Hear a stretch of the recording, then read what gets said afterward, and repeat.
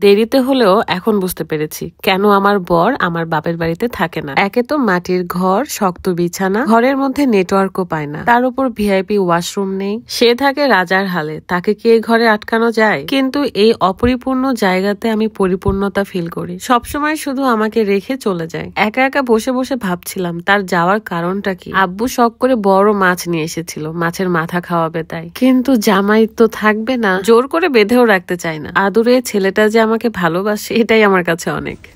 আব্বু চলে যাচ্ছে, চলে আমার বর আব্বুকে এত সুন্দর করে ডাকে আব্বু, আল্লাহ জানটা শান্তি হয়ে যায়। কি আর করার, এখন এই মাছগুলো আমরাই রান্না বান্না করে সব বাচ্চাদেরকে নিয়ে খাবো। আসলে আমার বর এমনিতেও বাড়ি রেখে অন্য কোথাও থাকতে চায় না। এগুলো তো জাস্ট আমার কল্পনাতে থাকা কিছু কথা। রান্না বান্না শুরু করার আগে আপনাদের সাথে একটা গুরুত্বপূর্ণ বিষয় শেয়ার করতে চাই। আপনি যদি প্রতিদিন সকাল এবং রাত্রে খালি পেটে অর্গানিক স্লিমিং টি খান, তাহলে আপনার ওজন 1 মাসে 5 কেজি পর্যন্ত কমে যাবে। এই চায়ে এমন কিছু উপাদান রয়েছে যেটার কারণে আমাদের শরীরের অতিরিক্ত চর্বিটাকে টেনে নেয় এবং আমাদের ওজনটাকে কমিয়ে ফেলে। ইউনিক কালেকশন ফেসবুক পেজ থেকে আপনারা এই অর্গানিক স্লিমিং টিটা পেয়ে যাচ্ছেন। ওজন কমানোর সবচেয়ে সহজ উপায় এটা। শুধুমাত্র চিনি এবং মিষ্টি জাতীয় খাবার থেকে দূরে থাকবেন, আর যে কোনো কিছু রেগুলার মেনটেন করলে সেটা সাকসেস হয়ই হয়। যারা ওজন কমানোর কথা ভাবছেন তারা দেরি না করে এখনই অর্গানিক স্লিমিং টিটা খাওয়া শুরু করুন। ইনশাআল্লাহ আপনি ভালো ফলাফল পাবেন। যাদের থাইরয়েড, ডায়াবেটিক্স আছে তারাও খেতে পারবে, শুধু প্রেগনেন্ট আপুরা বাদ দিয়ে। কিন্তু বেবি হওয়ার 1 মাস পর থেকে আবার খেতে পারবেন।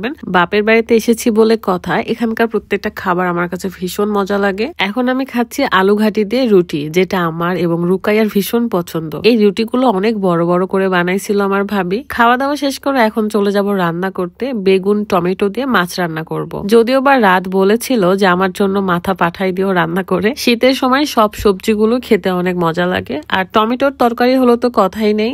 যেহেতু এতগুলো মাছ একসাথে খাওয়া সম্ভব নয়, আর আমাদের বাড়িতে ফ্রিজও নাই, ফুপির বাড়িতে ফ্রিজে রেখে আসবো মাছ এবং অর্ধেক মাছ রান্না করব। ইনশাআল্লাহ এই অভাবটাও একদিন পূরণ করব আমার বাড়ির। এই বাড়িতে একসময় অনেক কিছু ছিল, ফ্রিজও ছিল, কিন্তু ভাগ্যক্রমে ফ্রিজটাও আর নাই। তাও সেটা আমার জন্মের আগেই শেষ হয়ে গেছে বলতে পারেন, কারণ আমি দেখি নাই। যেটা আমি দেখি নাই সেটা খুব তাড়াতাড়ি ইনশাআল্লাহ আল্লাহ চাইলে সেটা আমার বাড়িতে আসবে। এমনিতেও গ্রামের মানুষগুলো টাটকা শাকসবজি, মাছ মাংস খেতে বেশি পছন্দ করে।